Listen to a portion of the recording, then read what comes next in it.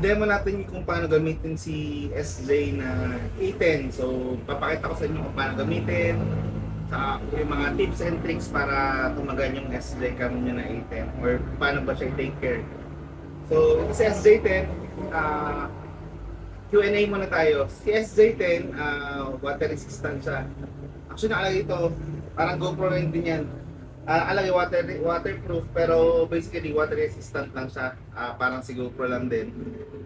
May chance na pasukin ng tubig pag ilulubog mo sa tubig. Pero pagka ulan-ulan lang, okay to, hindi to papasukan ng tubig. Sa battery naman, for example, nabawasan siya from 100%, nabawasan siya ng, or naging 70% na lang siya. Ang tanong doon ay pwede bang i-charge ulit siya? Yes, pwede mong i-charge ulit siya.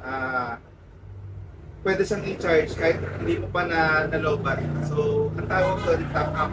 So, pagka tinop up mo siya, parang from 70 to 100, okay yun, goods yun. Tapos, si A10, natatanggal yung battery niya. So, pagka nasa roving kayo at nalobat kayo, pwede kayo pumunta sa quarters, tapos tanggalin yung battery, palit ng battery, goods yun, pwede po. Tapos memory card na kasama na ito sa bundle, 64 gig. Pwede rin mag 128 pero 64 gig will do. Kasi si SJCam na A10, meron siyang loop recording. So ibig sabihin, pagka puno niya na yung memory card mo na 64 gig, automatic na delete niya yung pinaka-old na files. So ibig sabihin, hindi mo na kailangan magpapalit-palit, especially pagka ang setup nyo is pag walang nangyari, i-keep lang. Pag may nangyari, saka binabato sa quarters para ma-review yung video. Tapos si SJCam na A10, pwede mo siyang i-connect sa cellphone mo para ma-transfer sa cellphone mo yung mga video na na-capture, yung mga nakuha ng A10 na camera mo. So pwede yon. Tapos battery life nito, tumatagal siya ng actually ang average talaga is 4 hours. 4 hours, 5 hours. Pero nakalagay sa manual kasi 6 hours, pero in actual nag-rate siya sa 5 hours. Tapos ang capable nito is pwede siyang makapag-record kahit madilim kasi meron siyang infrared na capability. So ibig sabihin kahit madilim na yan, parang CCTV lang din yan, kahit madilim na makita, may nare-record niya pa rin yung movements. Tsaka yung sa mukha, na-detect niya pa rin, kaya niya pa rin makuha. So yung mga boss, ito yung laman ng SJCam na A10. Meron siyang clip para dito, para ilagay sa holster o sa bulsa sa chest. Tapos dalawa to, meron siyang plastic at saka meron bakal. Tapos meron yung power cord. Saka yung pan dashcam, ang gagamitin mo sa dashcam. So ito yung A10, touchscreen siya, tapos meron siyang yung plastic na to, I suggest huwag nyo munang tanggalin. Kasi ito yung magsaserve na protection din para sa LCD nyo. Tapos ito, ganito lang siya. Yung battery dito, tinanggal ko nga pala. So ito yung battery niya. Make sure pag kinakabit nyo siya, silipin nyo muna yung terminal niya kung tama. Ito. Yan, makita mo ang mapapansin mo pagka nakaharap yung screen at saka SJCam, yan, tama yan. Yan. Sa memory card naman, ang lagayan at saka lagayan ng memory card dito. Ito siya. Paglagay ng memory card, yan lang, simple lang. Tulak mo lang. Tapos, yan. Pagka bago yung camera nyo, tsaka bago yung memory card nyo, make sure na i-format nyo muna. Paano i-format? Turn on muna natin. Ito nga pala, dalawang klase yung pag-turn on. Pwede mong i-press to para mag-turn on yung unit. Tapos meron din, pwede mo rin i-press to. Pagka turn on nya, magre-record na agad. Ito yon. Ito yung quick button nya. Para just in case na kung gusto mo or kung may nangyari, open mo agad.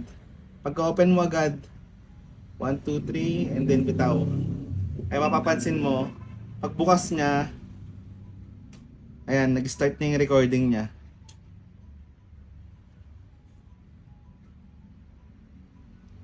Patayin mo natin. Yan, tapos pwede mo rin siyang open dito. Pero pag binuksan mo dito, hindi siya agad magre-record. So ito yung pinaka-settings niya. Ayan. Meron siyang Wi-Fi, remote, power off, at saka yung LCD off. LCD off, ibig sabihin yan, mamatay tong LCD niya. Ayun mga sir, pagka ipa-format mo siya, since bago yung mga camera nyo, minsan may lalabas dyan na SD card error. Ang gagawin nyo lang, ipa-format nyo lang siya, scroll up nyo lang siya, tapos scroll up nyo pa isang beses, punta kayo sa may settings. Sa may settings, ayan, click nyo lang yan, tapos tung sa may from settings ulit, ayan, makita nyo yung format na nakalagay. Ayan, format. Click nyo lang yung format. Okay. Once na format na yan, pwede ka na makapag-record ka na. Ayan. Tapos, ang capability na ito, meron siyang infrared. Itong paikot ito, infrared yan. Tapos meron siyang IR, o yung parang laser beam. Ito, pakita ko sa inyo. Ito. Meron siyang laser beam. Pwede mong i-turn on or i-turn off. Ayan. Tapos, ito naman, settings ng infrared. Ito, naka-turn on yung infrared niya. Ipakita ko sa inyo. Ayan, napansin nyo, nag-black and white siya. Kasi naka-open na infrared niya. Ito yung nagde-detect ng infrared kung kailangan niya na bang i-turn on or i-turn off. Pag napansin niya na madilim, ayan, mag-automatic siya na mag-on yung infrared niya. Pero pwede mo rin siyang patayin. Tapos, sunod natin. Ito sa may settings niya, ayan. Settings. Ito kunwari nasa mode ka, pwede mong piliin kung naka-video siya, naka-still. Still ang term niya sa photo. Tapos burst mode, auto IR, pwede mo rin manual, pero mas maganda naka-auto. Tapos audio, kailangan yan. Kung gusto mong audio lang siya, yan.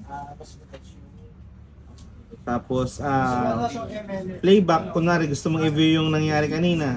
Try natin mag-record ng short video. Yan.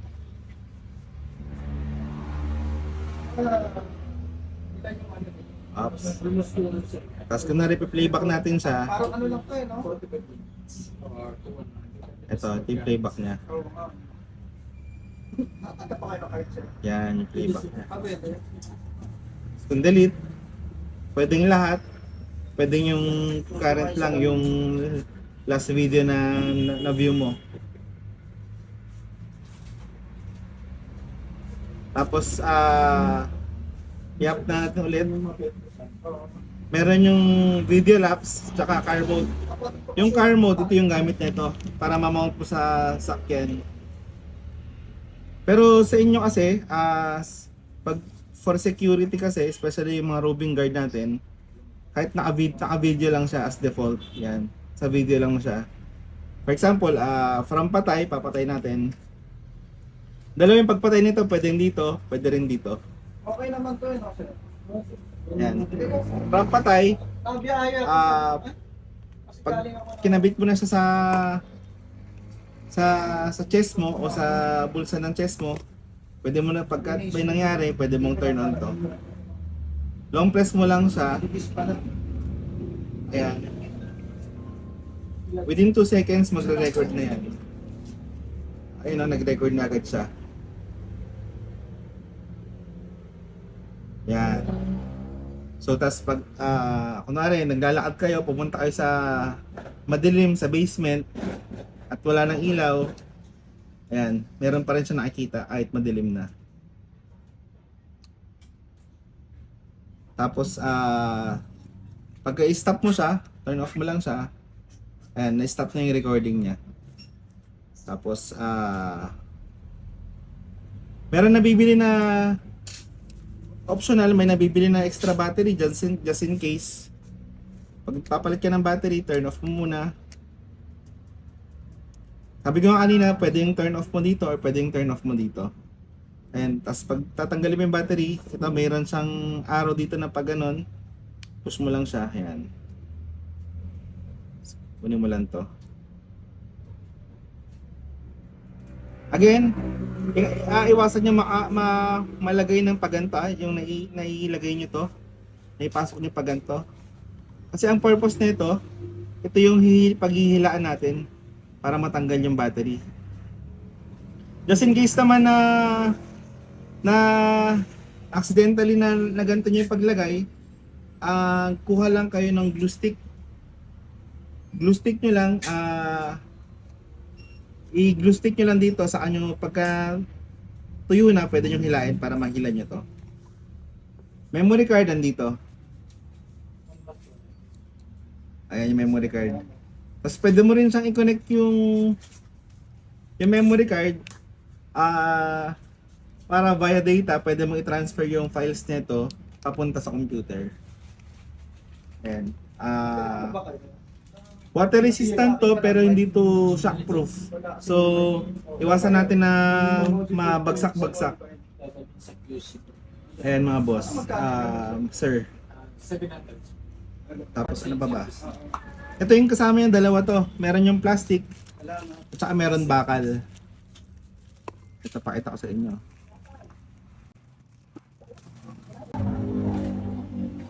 Ito pag ikakabit nyo siya,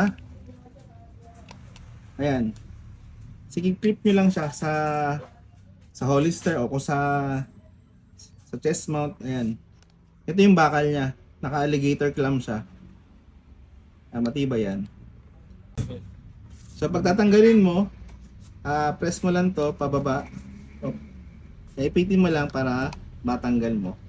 Ganun din to, actually parehas lang sila, pero ito kasi bakal to niya. Ito naman plastic.